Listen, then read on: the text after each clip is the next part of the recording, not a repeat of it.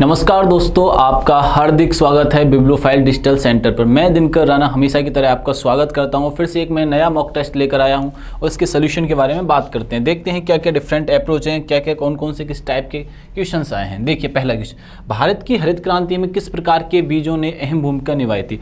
हरित क्रांति जब होती है तो 1960 में होती है बच्चों। कब होती है? 1960 में होती है। अब 1960 में होती है हरित क्रांति। हरित क्रांति 1960 में होती है। ग्रीन रेवोल्यूशन जो होता है, ग्रीन रेवोल्यूशन 1960 में होता है बच्चों। कब होता है? 1960 में होता है। एम.एस. स्वामीनाथन होते हैं भारतीय, जो एम.एस. स्वामीनाथन भारतीय हरित क्रांति के जनक, भारतीय हरित क्रांति के जनक। दूसरी बात ये आती है इनसे, फिर वर्ल्ड लेवल पे आ जाते हैं नॉर्मन बोरलॉग। इन साहब को शांति में नोबेल प्राइज भी मिल चुका है, शांति का नोबेल प्राइज।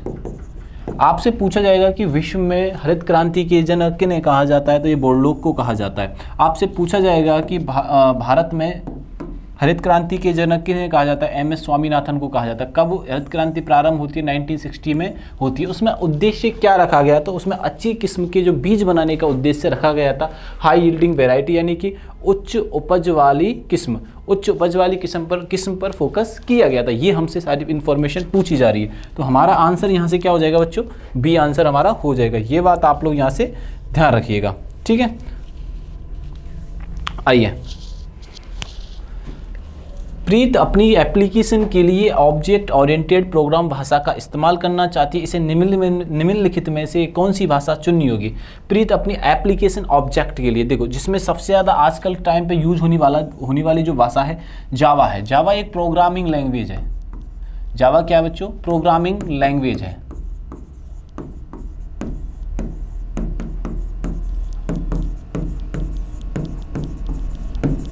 क्या भैया? प्रोग्रामिंग लैंग्वेज है जो कि कंप्यूटर्स में, सॉफ्टवेयर में यूज की जा रही है। सॉफ्टवेयर्स में क्या की जा रही है? यूज की जा रही है।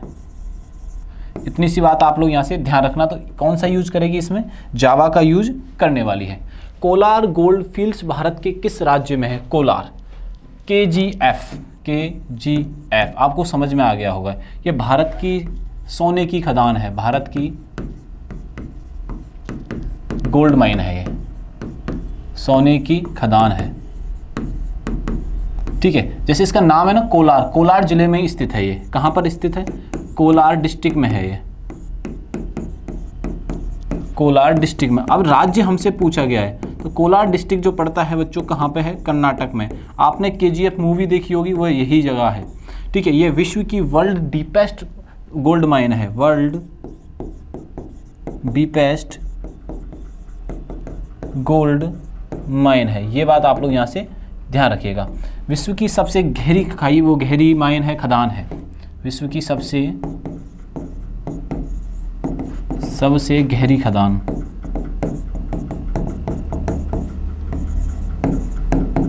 ठीक है। तो आंसर हमारा हो जाएगा, ये कर्नाटक में स्थित है। ये बात आप लोग यहाँ से ध्यान रखिएगा।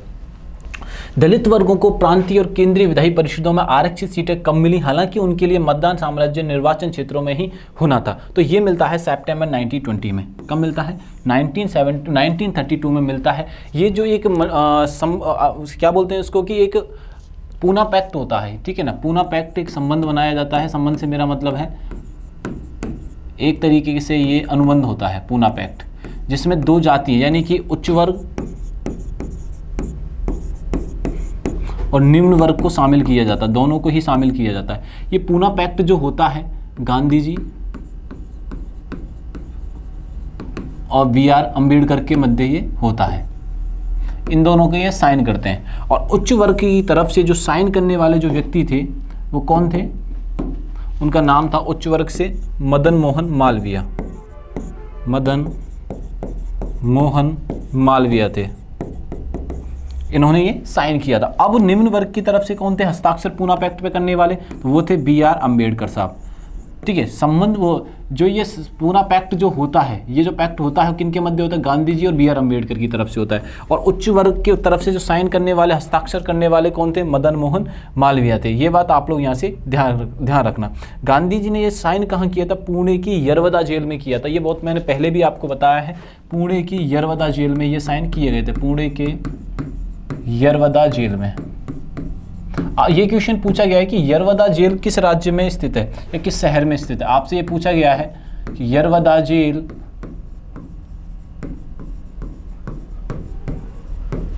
ठीक है, बात समझ में आई कि नहीं है। यरवदा जेल कहाँ स्थित है, पुणे में, महाराष्ट्र के अंदर ये स्थित है। ये बात आप लोग यहाँ से ध्यान रखना। 17 सितंबर 1932 में ये घटना घटित होती है। आगे चलते हैं नेक्स्ट क्वेश्चन पर। देखिए, निम्नलिखित में से किस कक्षा में उपग्रह भूमध्य रेखा के ठीक ऊपर पृथ्वी का चक्कर लगा रहे होते हैं। जैसे मैंने कहा ये अर्थ है, अर्थ के ऊपर उपग्रह हैं, वो किसके कारण ये चक्कर लगा रहे होते हैं, तो ये लगा रहे होते हैं भू-स्थिर कक्ष में। ये ग्रेविटी के कारण यानी गुरुत्वाकर्षण बल के कारण ये सारा काम हो रहा होता है, गुरुत्वाकर्षण।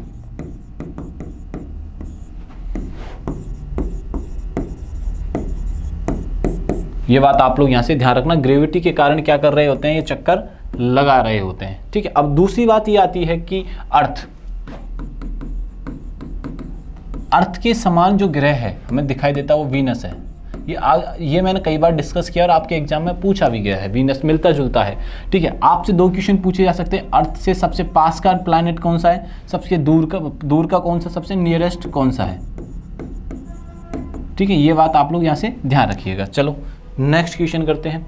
निम्नलिखित में से कौन सी नृत्य शैली असम से संबंधित है। 4 ऑप्शन दिए गए हैं, जैसे कहा मैंने, कालबेलिया, भांगड़ा, बिहू और कथक। ये चारों चीज़ों के बारे में हमसे पूछा गया। तो कालबेलिया जो है राजस्थान से बिलोंग करती है बच्चों। कालबेलिया जो शैली है वो कहाँ से आती है, राजस्थान से आती है। इसको सपेरा ट्राइब के द्वारा ये किया जाता है। जिस ट्राइब के द्वारा ये किया जाता है नृत्य, कौन सी ट्राइब है, सपेरा ट्राइब। अब बिहू जो है वो है असम से। बिहू किससे है, असम राज्य से ये आती है। ये बात आप लोग यहाँ से ध्यान में रखिएगा। हमसे को असम का ही पूछा है ना। भांगड़ा जो आता है ये पंजाब से आता है। भांगड़ा कहाँ से आता है बच्चों, पंजाब से आता है। और कथक आता है नॉर्थ इंडिया के उत्तर प्रदेश शहर से, उत्तर प्रदेश राज्य से, नॉर्थ इंडिया से है। और पर्टिकुलर स्टेट जो आती है वो है उत्तर प्रदेश। ठीक है। ये क्या है, फोक डांस है राजस्थान का बच्चों। ये क्या है, फोक डांस है। ये भी फोक डांस है। और बिहू भी क्या है, एक फोक डांस है। लेकिन कथक जो है एक क्लासिकल यानी कि शास्त्रीय नृत्य है। कैसा नृत्य है ये, शास्त्रीय नृत्य है। ये बात आप लोग यहाँ से ध्यान में रखिएगा। चलिए नेक्स्ट क्वेश्चन करते हैं। इस क्वेश्चन का आपको आंसर मिल गया होगा। निम्नलिखित में से कौन एक रोमन कैथोलिक मिशनरी थी जिन्होंने अपने अधिकांश जीवन बंगाल में काम किया था। कौन सी रोमन कैथोलिक मिशनरी आती हैं। ठीक है। ये मिशनरी जो थी वो थी मदर टेरेसा। भारत में आती हैं। इनको शांति के नोबेल प्राइज से भी सम्मानित किया गया था, मदर टेरेसा। इनको इंडियन सिटीजनशिप मिल जाती है, इंडियन सिटीजनशिप मिलती है। ठीक है ना। ये क्या है, एक मेडिकल या एक हॉस्पिटल चला रही होती हैं इनको नोबेल पुरस्कार से भी सम्मानित किया जाता है। नोबेल प्राइज जो मिलता है इनको पीस में मिलता है। कब मिलता है, 1979 में मिलता है। ये बात आप लोग यहाँ से ध्यान रखना। पहले भारतीय कौन थे। अब नोबेल के इतिहास के बारे में जब क्वेश्चन आते हैं तो नोबेल में एक बात ध्यान रखना, फर्स्ट इंडियन नोबेल विनर क्या नाम था, उनका नाम था रविंद्रनाथ टैगोर। क्या नाम था बच्चों, रविंद्रनाथ टैगोर। और ये बात आप लोग यहाँ से ध्यान रखिएगा, रविंद्रनाथ टैगोर। इनको जो मिलता है वो लिटरेचर में मिलता है, लिटरेचर यानी कि साहित्य में ये पुरस्कार मिलता है। ये बात आप लोग यहाँ से ध्यान रखना। नोबेल प्राइज की जो शुरुआत है 1901 में हो जाती है। पहला पुरस्कार जो दिए जाते हैं 1900 में हो जाते हैं, लेकिन गिवन जो किए जाते हैं 1900 में किए जाते हैं। अल्फ्रेड नोबेल के नाम पर किए गए थे बच्चों स्टार्टिंग। अल्फ्रेड नोबेल के नाम पर किए गए थे। अल्फ्रेड नोबेल के नाम पे किए गए थे। अल्फ्रेड नोबेल के नाम पे किए गए थे। और किस देश का रहने वाला था ये व्यक्ति, स्वीडन का ये रहने वाला था। ठीक है, स्वीडन, नॉर्वे। ठीक है, सॉरी स्वीडन नहीं, नॉर्वे का, स्वीडन से ही है। नॉर्वे में क्या दिया जाता है, नॉर्वे में एक पुरस्कार दिया जाता है पीस का। ठीक है, ये बात आप लोग यहाँ से ध्यान रखिएगा। आगे चलते हैं। निम्नलिखित में से किस भारतीय राज्य को Pacific area travel writers association द्वारा संस्कृत के लिए सर्वश्रेष्ठ गंतव्य के स्थान अंतर्राष्ट्रीय पर्यटन पुरस्कार 2023 में दिया गया है? ठीक है, ये करंट का क्वेश्चन आप ढंग से करिएगा इसको भी। चलिए ये है, आइए नेक्स्ट चलते हैं इसको। भारतीय संविधान का अनुच्छेद 26 निम्नलिखित में किससे संबंधित है? मैंने लास्ट क्लास में आपसे आर्टिकल डिस्कस किए थे और इंपॉर्टेंट आर्टिकल में मैंने 26 भी आपको बताया था, जो कि किससे संबंधित, धार्मिक कार्यों और धार्मिक कार्यों के प्रबंध की स्वतंत्रता।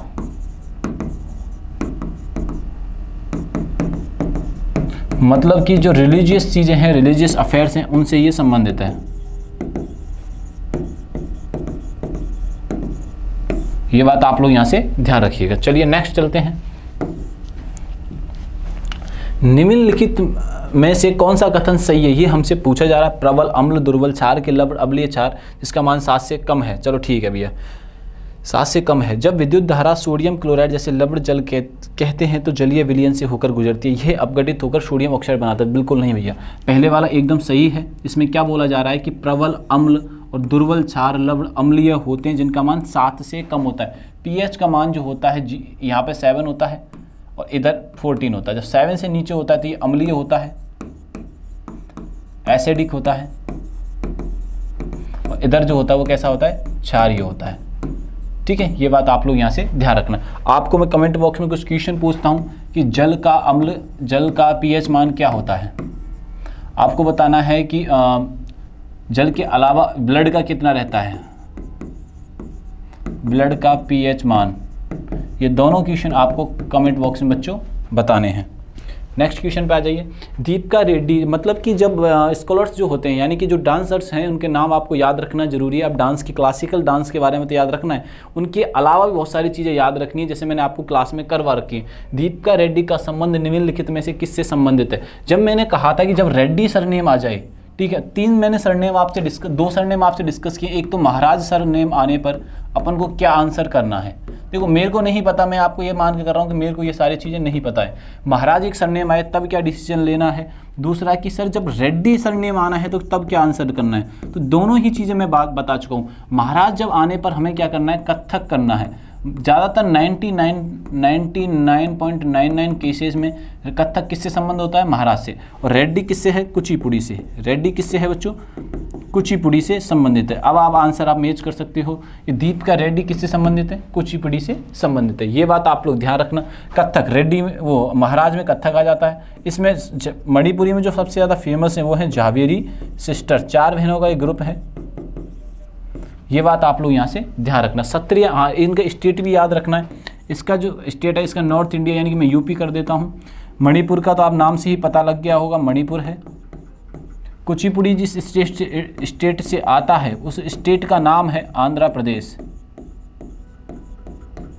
ठीक है। और क्षत्रिय कहाँ से आता है बच्चों, असम से आता है। बात समझ में आई कि नहीं आई? चलो ठीक है, आगे चलते हैं। निम्नलिखित में किन 2 तिथियों को विशुद्ध पड़ता है? तो ये है 21 जून होता है, 21 मार्च होता है, 21 जून होता है, 21 मार्च होता है, 23 सितंबर होता है। जैसे कि आप सुनना, आपको कन्फ्यूजन को दूर कर देता हूँ। ये कहना चाह रहा है कि ये देखो, ये मैंने क्या बना दी, विषुवत रेखा बना दी। ये हो गई कर्क रेखा, ट्रॉपिक ऑफ कैंसर, ठीक है, और ट्रॉपिक ऑफ कैप्रिकॉर्न।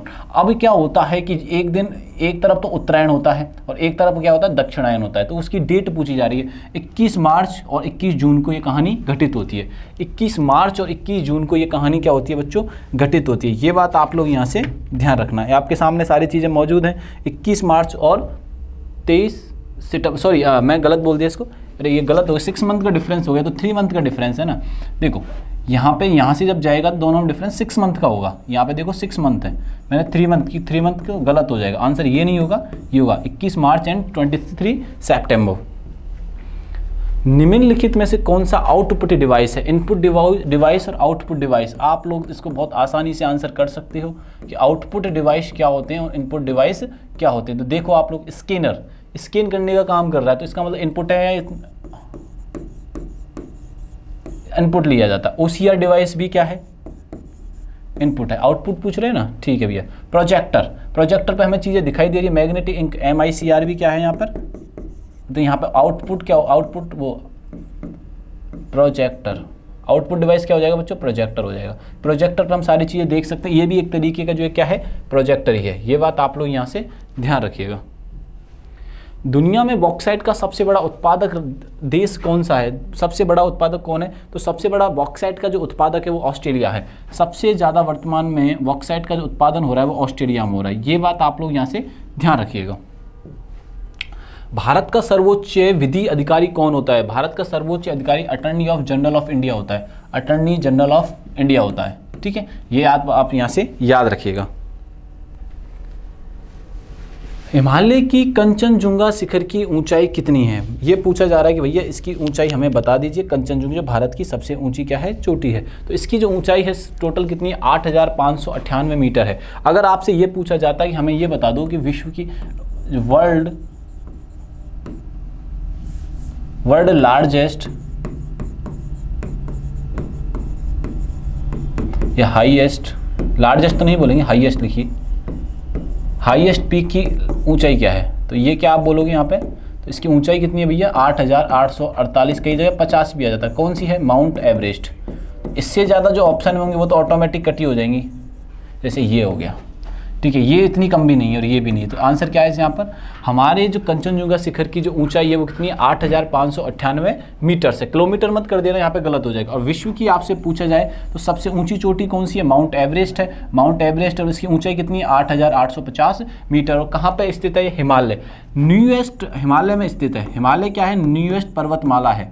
हिमालय क्या है, विश्व की सबसे न्यूएस्ट माउंटेन रेंज है, न्यूएस्ट माउंटेन रेंज। अगर आपसे पूछ लिया जाता कि ओल्डेस्ट माउंटेन रेंज कौन सी है, सर आपने हिमालय तो बता दिया कि न्यूएस्ट है, अगर आपसे पूछ लिया जाता इसके अपोजिट ही कि ओल्डेस्ट माउंटेन रेंज कौन सा है, तो वो है अरावली, ओल्डेस्ट माउंटेन रेंज है अरावली। और अरावली की सबसे ऊंची चोटी कौन सी है, उसका नाम है गुरु शिखर। अरावली की सबसे ऊंची जो चोटी है उसका क्या नाम है, गुरु शिखर। ये बात आप लोग यहां से ध्यान में रखिएगा। चलो नेक्स्ट क्वेश्चन पे चलते हैं। निम्न में से किसने भारत में अक्टूबर 2022 में 75 डिजिटल बैंकिंग इकाइयों का लोकार्पण किया था, तो वो किया था भारत के प्रधानमंत्री नरेंद्र मोदी साहब ने। ठीक है, ये बात आप लोग यहां से ध्यान रखना, नरेंद्र मोदी। अब आपको यहां से बताना है भारत के रक्षा मंत्री कौन है। ठीक है, आपको बताना भारत के गृह मंत्री कौन है, भारत के राष्ट्रपति कौन है। भारत के जो गृह मंत्री करंट में है अमित शाह, रक्षा मंत्री है राजनाथ, ठीक है, और राष्ट्रपति कौन है, द्रौपदी मुर्मू।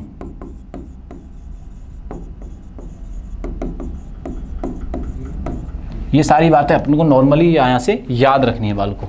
ठीक है, आओ नेक्स्ट क्वेश्चन पे चलते हैं 43 पर। प्रतिवर्ष दुनिया भर में अंतर्राष्ट्रीय मजदूर दिवस कब मनाया जाता है, तो मजदूरों का भी दिवस मनाया जाता है और ये मनाया जाता है 21 मई को। मजदूर दिवस कब मनाया जाता है, 1 मई को मनाया जाता है, 1 मई को मनाया जाता है। और मजदूर दिवस 1 मई को मनाया जाता है, तो मजदूर दिवस वाले दिन दो राज्य बनते हैं लैंग्वेज के अकॉर्डिंग। मैंने कई बार बताया है और हमारे एग्जाम में भी आया, एक का नाम है गुजरात और एक का नाम है महाराष्ट्र। ये बात आप लोग यहाँ से ध्यान में रखिएगा। ठीक है, नेक्स्ट क्वेश्चन पे चलते हैं, आ जाइए भैया। हाल ही में केंद्रीय मंत्रिमंडल ने जातिगत आधारित जनगणना की मंजूरी दी। आखिरी बार जातिगत जनगणना कब होती है, आखिरी बार जो जनगणना होती है, जैसे कि मैं कहूँ आपसे कि जनगणना पहली बार कब होती है, किस शहर में होती है, तो पहली बार जनगणना जो होती है, अब ध्यान रखना, फर्स्ट टाइम सेंसस इन प्रयागराज। पहली बार जो सेंसस होता है प्रयागराज में होता है 1824 में, लेकिन हमने तो 1872 पढ़ा है, उसके पीछे भी कारण बताने वाला हूं आपको। दूसरा, सेकंड टाइम सेंसस इन बनारस। सेकंड टाइम कहां पे होता है, 1828 में होता है, और वो कहां पे होता है बच्चों, बनारस में होता है। ये बात आप लोग यहां से ध्यान में रखिएगा। याद रखोगे कि नहीं रखोगे, ठीक है सर, आप याद रखने आ जाइए आगे। अब ये है कि थोड़ा सा बड़े स्तर पर ऐसे बोलूँ, ये तो सिटियाँ थी, फर्स्ट टाइम सेंसस इन सिटी बनारस, यहाँ पे सिटी जरूर लगाना। और भारत की जब बात की जाती है, भारत में सर्वप्रथम सेंसस कब होता है, first time census in India, first time census first time census in India कब होता है? First time census in India 1872, और किसके समय पर होता है ये? लॉर्ड मेयो के समय पर होता है। किसके समय पर होता है बच्चों? लॉर्ड मेयो के समय पर होता है। अब सेकंड सेंसस जो डिजिडियल सेंसस या वो परमानेंट सेंसस जो स्टार्ट होता है, डिजिडियल सेंसस जो प्रारंभ होता है वो कब होता है? 1881 में। किसके समय पर होता है? लॉर्ड रिपन के समय पर होता है। अब जातिगत जनगणना कब एंड हो जाता है? तो जो कास्टिज्म सेंसस जो होता है, कास्टिज्म सेंसस 1931 में एक कंप्लीटली बैन हो जाता है, इसके बाद नहीं होता है। ये बात आप लोग यहाँ से ध्यान रखना और यही हमसे पूछा जा रहा है। नेक्स्ट है कि 1921 ये ग्रेट डिवाइडिंग ईयर कहा जाता है, महान विभाजक वर्ष। इसे क्या कहा जाता है? ग्रेट डिवाइडिंग ईयर कहा जाता है, यानी महान क्या कहा जाता है? इसे महान कहा जाता है, महान विभाजक वर्ष कहा जाता है।